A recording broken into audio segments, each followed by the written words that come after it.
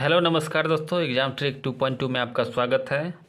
आज हम एडिटोरिया का 5000 प्लस सार संग्रह का सेट नंबर 2 देखेंगे। पहला सेट का वीडियो हम अपलोड कर दिए हैं, आप प्ले लिस्ट में जा सकते हैं।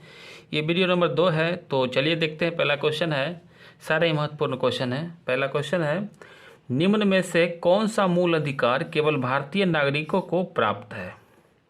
ऑप्शन ए है अनुच्छेद 15, ऑप्शन बी अनुच्छेद 16, ऑप्शन सी अनुच्छेद 19, ऑप्शन डी उपरोक्त सभी। तो इसका सही आंसर हो जाएगा ऑप्शन डी, उपरोक्त में से सभी। ये सारे अनुच्छेद में जितने भी अधिकार दिए गए हैं ये केवल भारतीय नागरिकों को प्राप्त है, तो ऑप्शन डी सही हो जाएगा। 2 नंबर क्वेश्चन है, निम्न कथन पर विचार करें। पहला कथन है, राज्यसभा के सदस्य का कार्यकाल 4 वर्ष का होता है। 2 नंबर क्वेश्चन है, राज्यसभा सदस्य के लिए कम से कम 35 वर्ष आयु होना आवश्यक है। और 3 नंबर है, राज्यसभा अस्थायी सदन है लेकिन इसके 1/4 सदस्य प्रति दूसरे वर्ष पदमुक्त हो जाते हैं। उपरोक्त कथनों में कौन सा कथन गलत है? आपको गलत कथन चूज करना है, तो देखेंगे ये सारे के सारे ऑप्शन गलत हैं। ऑप्शन डी सही हो जाएगा। राज्यसभा के सदस्य का कार्यकाल 6 वर्ष का होता है। राज्यसभा सदस्य के लिए कम से कम 30 वर्ष की आयु होना आवश्यक है। और राज्यसभा अस्थायी सदन है, यहाँ तक सही है, लेकिन इसका 1/3 सदस्य प्रति दूसरे वर्ष विमुक्त होते हैं, तो ऑप्शन डी सही हो जाएगा। 3 नंबर क्वेश्चन है, धन विधेयक को राज्यसभा अधिकतम कितने दिनों तक रोक सकती है? तो ये 14 दिनों तक रोक सकती है, ऑप्शन ए सही हो जाएगा। 4 नंबर क्वेश्चन है, कोई व्यक्ति उच्च न्यायालय का न्यायाधीश नियुक्त होने का पात्र होगा जब वह, पहला में है, भारत राज्य क्षेत्र में कम से कम 10 वर्षों तक न्यायिक पद धारण किया हो या लगातार 10 वर्ष तक उच्च न्यायालय या न्यायालयों में अधिवक्ता रहा हो। दूसरा कथन है, उसकी आयु कम से कम 35 वर्ष हो। उपरोक्त कथनों में से कौन सा सही है? आपको सही कथन चूज करना है, तो इसका आंसर हो जाएगा ऑप्शन ए। केवल कथन एक सही है, दूसरा कथन नहीं सही है, क्योंकि न्यायाधीश बनने की न्यूनतम आयु सीमा नहीं है, तो ये कथन गलत है। 5 नंबर क्वेश्चन देखेंगे। 5 नंबर क्वेश्चन कह रहा है, वित्तीय आपात उद्घोषणा का अनुमोदन करने वाले संकल्प सदन के दोनों सदनों द्वारा कितने माह के भीतर होना चाहिए? तो दोस्तों ये होना चाहिए 2 माह के भीतर, ऑप्शन सी सही हो जाएगा। 6 नंबर क्वेश्चन है, भारत में पहली बार केंद्र सरकार के विरुद्ध लोकसभा में अविश्वास प्रस्ताव कब लाया गया? तो ये ले आया गया था 1963 में, ऑप्शन बी सही हो जाएगा। 7 नंबर क्वेश्चन है, राज्य के नीति निर्देशक तत्वों के परिवर्तन के लिए किस अनुच्छेद में उपबंध किया गया है?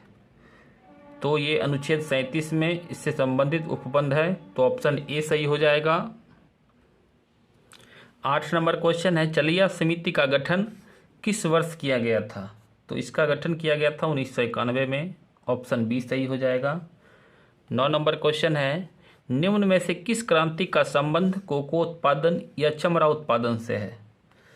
तो दोस्तों ये है भूरी क्रांति, ऑप्शन ए सही हो जाएगा। अगला क्वेश्चन है 10 नंबर क्वेश्चन, एक धन जो आसानी से विदेश से आता है लेकिन आसानी से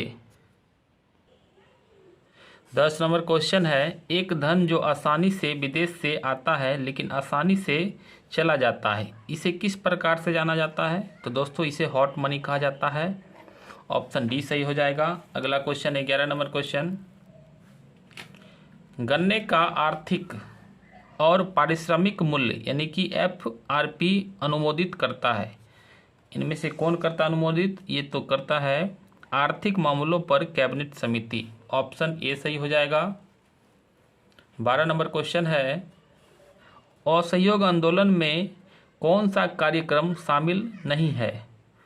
तो ऑप्शन देखिए आप, इनमें से ऑप्शन डी वाला ऑप्शन नहीं सही है। सरकारी वाहनों से यात्रा करने पर पाबंदी, तो ये कार्यक्रम में शामिल नहीं था। ऑप्शन डी सही हो जाएगा।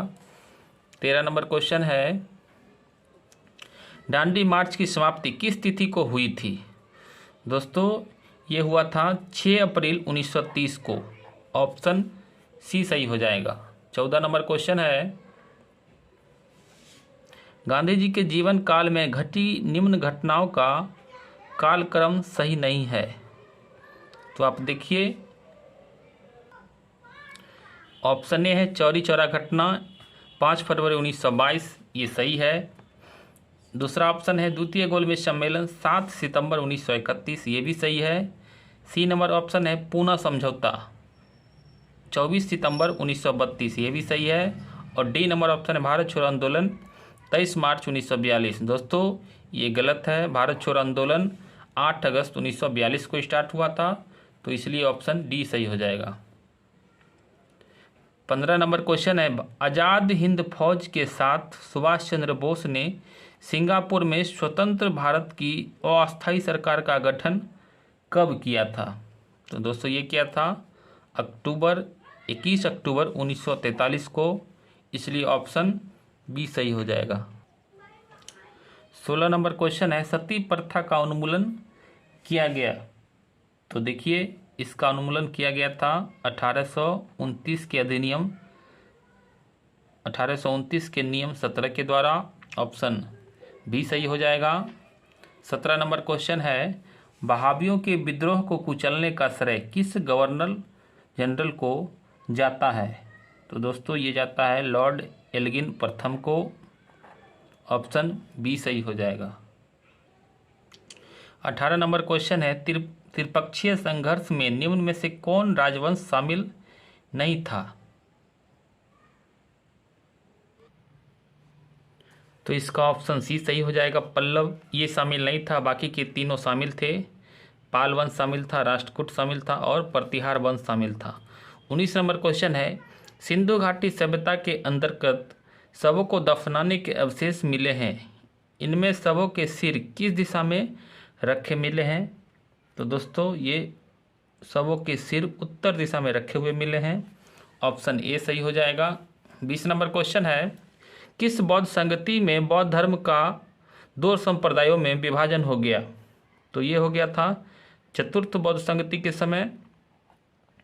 ये कुंडलवन कश्मीर में हुआ था कनिष्क के शासनकाल में। तो ऑप्शन से आएगा। 21 नंबर क्वेश्चन है, महावीर स्वामी को किस नदी के तट पर केवल की प्राप्ति हुई?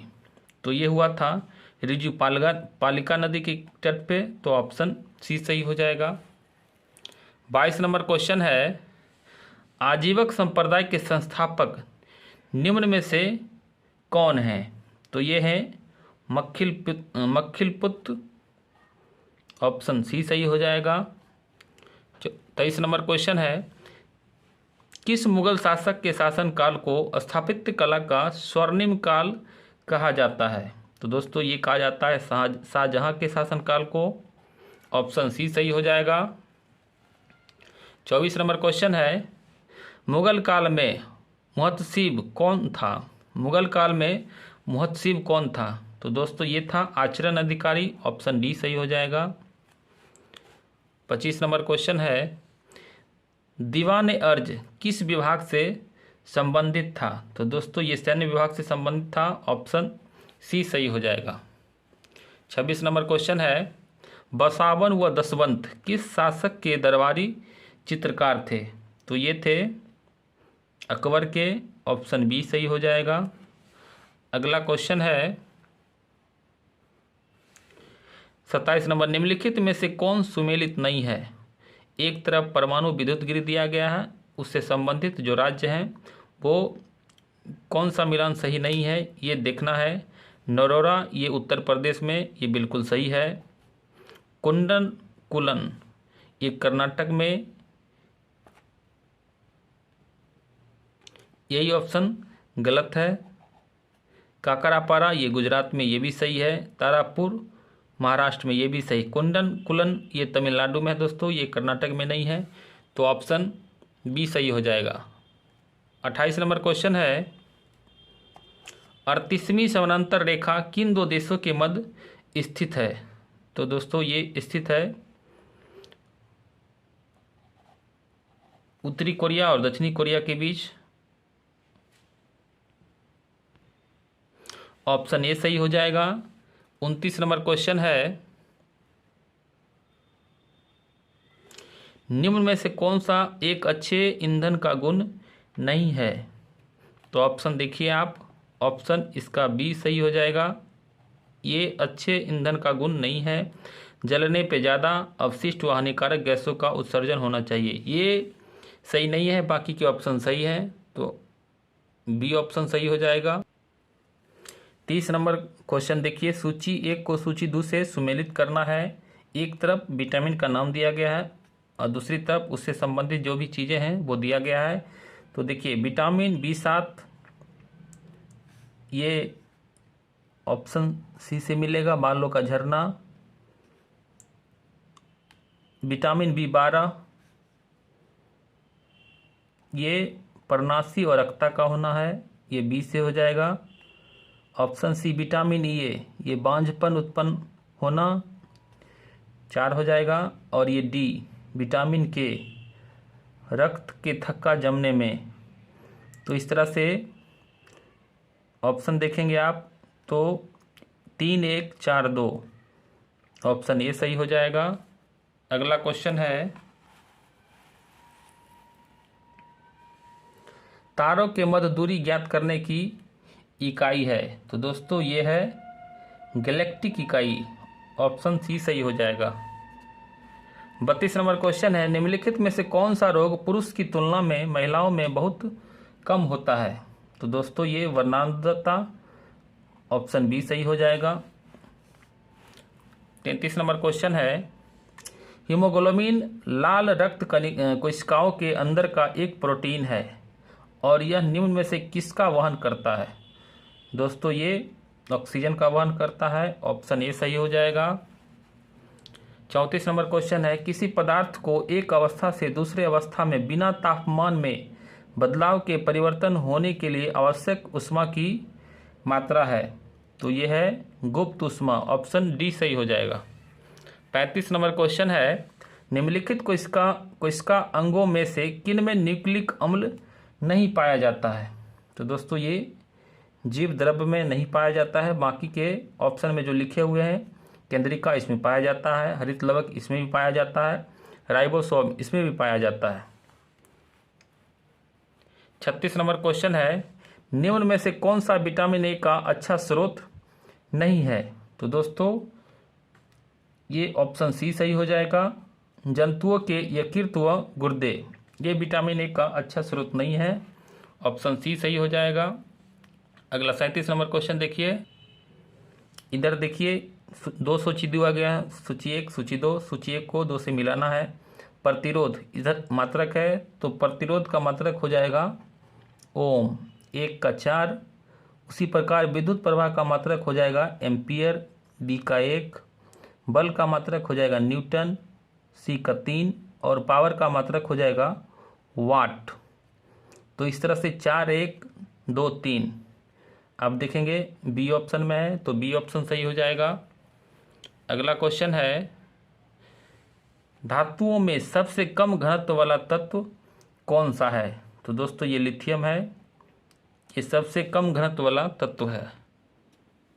39 नंबर क्वेश्चन है, प्राकृतिक रबर के बारे में निम्न में से कौन सा कथन सही है?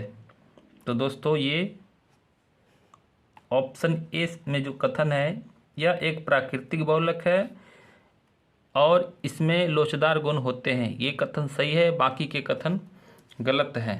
अगला क्वेश्चन है 40 नंबर, किसी तत्व का रासायनिक गुण निम्न में से कौन तय करता है? तो दोस्तों ये इलेक्ट्रॉनिक की संख्या किसी तत्व का रासायनिक गुण तय करता है, तो ऑप्शन सी सही हो जाएगा। 41 नंबर क्वेश्चन है, देव प्रयाग किन नदियों के संगम पर स्थित है? तो दोस्तों ये भागीरथी और अलकनंदा नदी के संगम पर स्थित है, ऑप्शन ए सही हो जाएगा। 42 नंबर क्वेश्चन है, निम्नलिखित में से किस राज्य से कर्क रेखा बीचों बीच गुजरती है? तो दोस्तों ये मध्य प्रदेश की बीचों बीच गुजरती है, ऑप्शन सी सही हो जाएगा।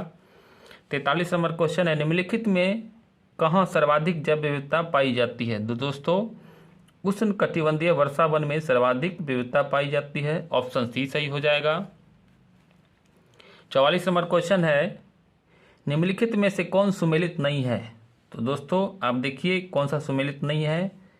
ये ऑप्शन बी जो है ये सुमेलित नहीं है, बाकी के ऑप्शन सुमेलित हैं। बांधवगढ़ राष्ट्रीय उद्यान ये मध्य प्रदेश में, ये भी सही है।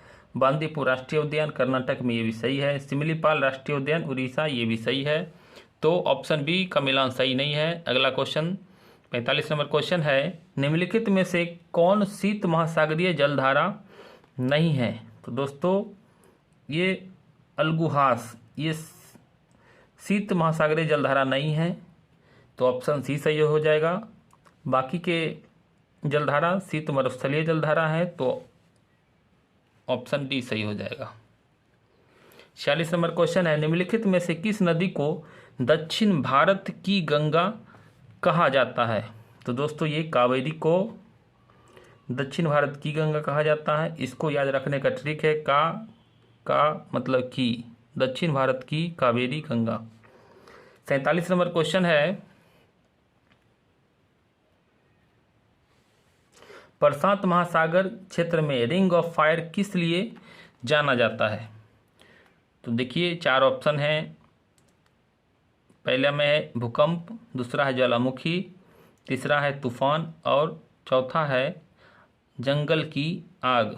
तो दोस्तों ये रिंग ऑफ फायर भूकंप और ज्वालामुखी के लिए प्रसिद्ध है, तो इस तरह से ऑप्शन इसका बी सही हो जाएगा, 1 तथा 2।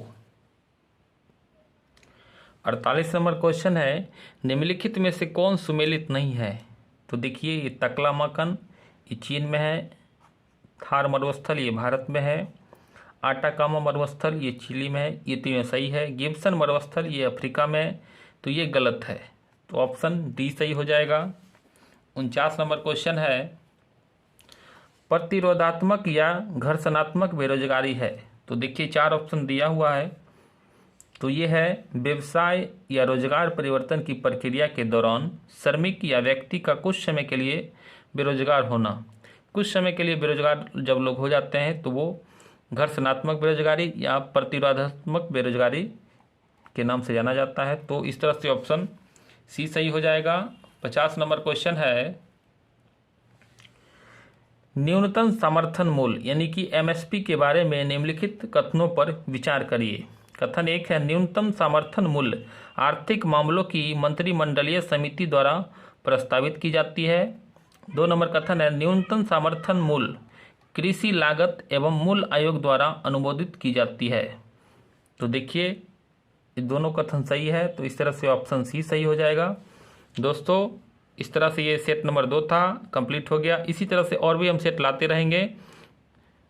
ये वीडियो आपको कैसा लगता है? यदि अच्छा लगता है तो आप हमें कमेंट बॉक्स में बताएं और चैनल को लाइक सब्सक्राइब करना न भूलें। धन्यवाद।